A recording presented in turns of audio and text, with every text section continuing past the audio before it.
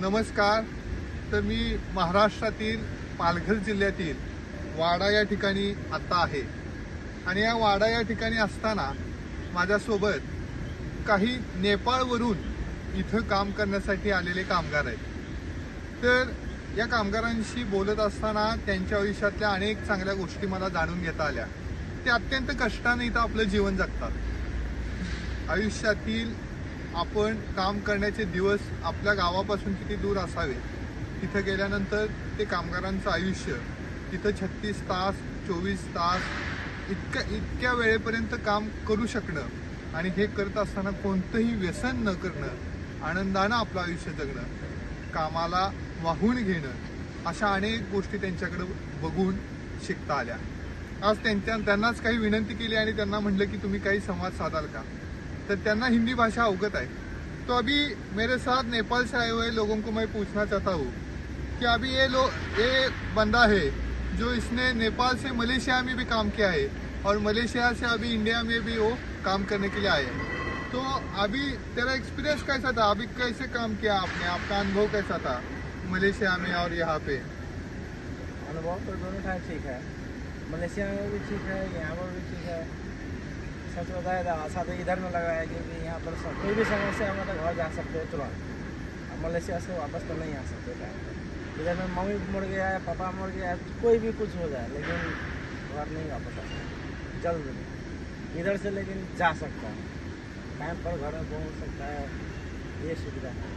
अच्छा लगता है. अच्छा यहाँ पे लगता है. यांना दैनंदिन आपल्या कामामध्ये मिळणारे वेतन आणि त्यासाठी लागणारे तास, कामाचे तास, या गोष्टी खूप विलक्षण आहेत. आणि हे काम करत असताना त्यांनी एक गोष्ट सांगितली जाता जाता की आम्हाला मलेशियामध्ये असताना वडील वारले, त्यांचं निधन झालं किंवा घरचे कोण निधन झालं असेल तर आम्हाला जाता येत नाही. पण नेपाळपासून पालघर जिल्ह्यातल्या एका ठिकाणी काम करत असताना त्यांना हे मात्र समाधान आहे की आम्ही पुन्हा नेपाळला जाऊ शकतो. किती ही गोष्ट विलक्षण आहे, ही गोष्ट प्रेरणादायी आहे की आपल्या गावापासून इतक्या लांब असताना सुद्धा मनामध्ये एक समाधान आहे की काय झालं तर आम्ही जाऊ शकतोय. घरच्यांच्या विषयी ओढा आहे आणि हे सगळं काम करताना ते एक असतंय की हे आयुष्य आहे पण ते आम्ही आनंदाने जगतो. दुसरे एक व्यक्ती आहेत की त्यांनी अनेकांना इथं काम दिलं, तर त्यांच्याशी पण आपण बोलणार आहे. पण ह्या व्यक्तीचं एक वैशिष्ट्य असं आहे कि यांनी हे काम करत असताना, अभी आपने काम करते समय मलेशिया में आपको लीवर पे क्या हुआ था और उस पे क्या किया आपने? नहीं, मलेशिया में काम करता था तो में ज़्यादा वेट उठाना पड़ता था, 25-30 kg तक उठाना पड़ता था. वो एनी टाइम, ये नहीं कि अभी उठा लिया तो 1 घंटा के बाद हो चाहे 2 घंटा के बाद ना, मिनट में उठाना पड़ता था. मुझे समस्या ये हो गया वो उसे उठाने में, लीवर पर मांस बढ़ गया, लीवर भी बढ़ गया, मांस भी बढ़ गया लीवर पे. वो मुझे दर्द करने लगा. फिर मैंने कंपनी से बोला कि कंपनी को थोड़ा रिस्क आया घर भेजने में, लेकिन फिर भी मान गया. बोला कि ठीक है तुझे समस्या है, तू जा सकता है घर. कब जाएगा वो बोला. तो मैंने सब कुछ फाइनल कर दिया, घर से पूछ के फाइनल किया. तो वो भी मेरे को बोलता है कि अभी जब तक तू घर नहीं जाएगा तब तक काम करो. और काम भी कैसा लगा दिया, लोडिंग वाला, जिसमें 40-50 किलो हाथ से उठाना पड़ता है. तर आपण ऐकलं असेल की मलेशियामध्ये काम करत असताना याला 40-50 किलो वजन एकेका मिनिटाला उचलायला लागायचं. त्यातून लिव्हरवरती दबाव आला आणि त्यातून त्या लिव्हरचा त्रास झाला आणि त्या लिव्हरचा त्रास झाल्यानंतर त्याला तो देश सोडून तिकडे यावं लागलं आणि त्यानं जिद्दीनं पुन्हा त्यातनं उठून त्यानं काम चालू केलं. ते लिव्हरच्या ऑपरेशनसाठी त्याला विचारलं तर त्यानं सांगितलं इथले 10 रुपये म्हणजे नेपाळचे 16 रुपये असतात, तर मी नेपाळमध्ये जाऊन ऑपरेशन करेन. इतक्या कठीण परिस्थितीत संघर्षात आयुष्य जगतायत.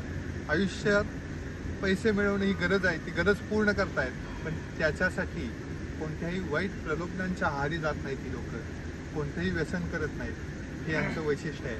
तर त्यांच्यातलाच एक सेनापती म्हणता येईल की तो अशा अनेकांना इथं येऊन रोजगार देतो. तर त्यानं तुम्हारे जीवन में आपको किससे खुशी मिलती है? इतने लोगों को आपने काम दिया, इनका घर चलता है, तो आपको कैसे खुशी मिलती है वो बताओ. किस चीज़ से खुशी मिलती है आपको? जैसे हम लोग गरीब आदमी हैं, गरीब आदमी हम लोग जय ईसाई कमाते खाते थे, अब हम देखला से भी आ गया, हम देखला से भी आ गया। शादी शुदा होता है ना, तो इसी के लिए कहीं हम भी चलेंगे। हम कहीं चलो भाई, मुश्किल नहीं है, जब तो पैसा कमाएगा, गरीब आदमी नहीं कमाएगा तो खा जाएगा। अब त्यांच्या आयुष्यामध्ये त्यांच्या घरी कुणाचं लग्न असतं, कुणाचं कार्य असतं, अशा अनेक आनंदाचे प्रसंग असतात. त्यांना जाता येत नाही, परंतु कधी काय अडचण आली तर आम्ही घरी जाऊ शकतो, इथून घरी पोहोचू शकतो. एक फॉर्म भरून द्यायला लागतो आणि नेपाळची सीमा पार करता येते. हे त्यांच्यामध्ये असणारं समाधान आहे. आमच्या आयुष्यात आम्हाला अनेक सुविधा आहेत, अनेक सोयी सुविधा आहेत, अनेक सुखवस्तू आमचं आयुष्य आहे, सुखासीन आमचं आयुष्य आहे. पण हे सुखासीन आयुष्य असताना सुद्धा आम्हाला त्या आयुष्याची किंमत नसते. त्यांच्याकडे बघितल्यानंतर एक जाणवतंय की आम्ही खूप सुखी आहे, परंतु आम्हाला आमच्या जीवनाचा आनंद घेता येत नाही, आमच्या जीवनाकडे आनंदाच्या दृष्टिकोनातून बघता येत नाही. म्हणून आपण ह्याच मोडवरती मला असं म्हणावं असं वाटतं की आनंदाची शोधयात्रा आपल्याला अशा अनेक आनंदाचे प्रसंग आपल्या आयुष्यातील जाणवून देणारे, त्यांच्यासाठी मला जे शक्य आहे ते मी करतच असेन. पण त्यांच्या ही एक प्रेरणा आहे की तुमचं माझं आयुष्य सुखानं जगण्याकरता, सुखासीन आयुष्य जगण्याकरता, आनंदानं जगण्याकरता आपण कोणत्या उच्च पातळीवरती आहोत हे जाणीव करून देणार आहे. आपल्याकडे अध्यात्म आहे, आपल्याकडे योग आहे, आपल्याकडं संपत्ती आहे, आपल्याकडे आर्थिक उन्नती आहे, आपल्याकडे आध्यात्मिक उन्नती आहे, आपल्याकडे माणसं आहेत, आपल्याकडे समाज आहे, त्या सगळ्या गोष्टी आहेत, आपल्याकडे सगळे नातेवाईक आहेत. पण इथं ह्यांच्यासाठी इथं हे एक 7-8 जण तुम्ही नेपाळमधून आलेले फक्त राहतात, लोकांनी आनंदानं जगतात. हेच प्रेरणा देणारं क्षण आहे आपल्याला, हेच आनंद देणारा क्षण आहे. तर ह्या ठिकाणी आपण आनंदाच्या शोधयात्रेमध्ये थांबतोय. हीच आनंद